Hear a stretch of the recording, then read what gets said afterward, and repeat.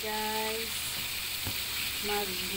gagawa ko ng insaladang pako. Ito yung mga nakuha ko sa bundok na pako. Ayan, good for 2 person na rin yung nakuha.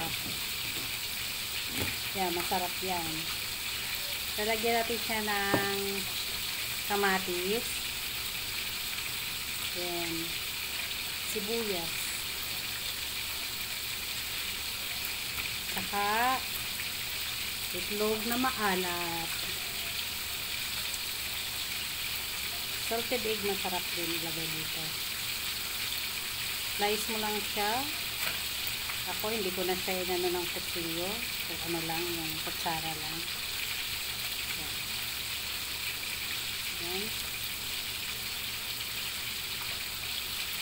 Masarap to guys, promise. Yung sa mga mahilig sa gulay, saka yan, kalamansi. Ano ko siya ng kalamansi. Pinigaan ko lang siya ng 3 pirasong kalamansi. Favorite ko to. Sa bagay, lahat naman ng gulay, favorite ko.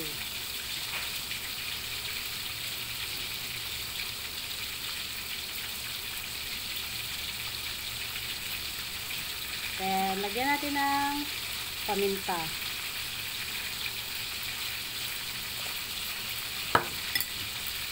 Look kung gaano siya ka-ganda.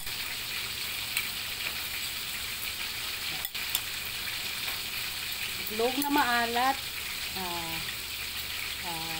kamatis, sibuyas, saka pako. Siyempre, yung main ingredients is yung pako, edible fern. Yan.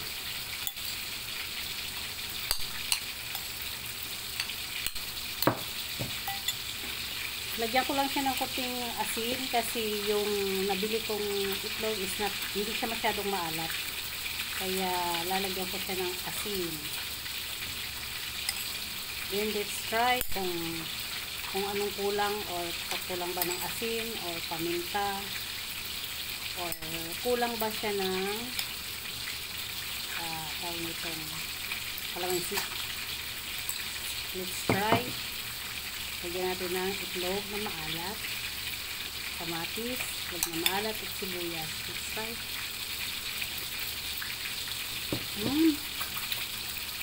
Sarap. Sarap, sakto lang yung asim niya.